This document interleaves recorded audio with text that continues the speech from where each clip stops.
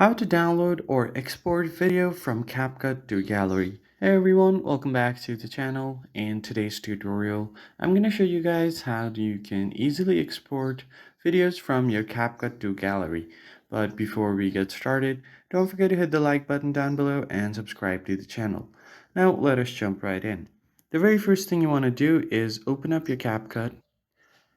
Now from here, you just want to open up your gallery and open the videos that you are going to edit on CapCut.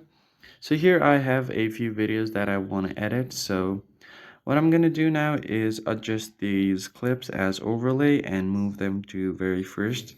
And let's just add some text as well. So I'm just going to tap on text and then add a text. So I'm going to add it on the first half of the video.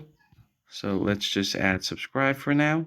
And once that is done, just tap on it and adjust the size of the video. So I'm just going to put it on the dead center right here. Let's just play the video. Now, as you can see, the three videos are playing simultaneously. I've created an overlay. Now, once you're done with your edit, what you want to do is go ahead and tap on the export button at the top right corner. But before you do that, you have an option to select your resolution. So if you want it to be 1080p, you can do that. You can adjust your frame rate. I suggest you keep it on 30. And here you have an option to change your chord rate as well. And if you want to export it as GIF, you can do that as well. I'm just going to export it as a normal MP4 video.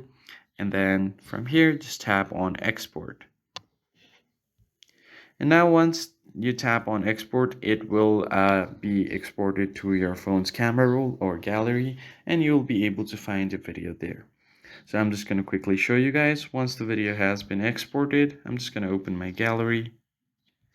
And as you can see here, I am able to see my video. So that's pretty much it. I hope you found this tutorial helpful. I'll catch you guys on the next one.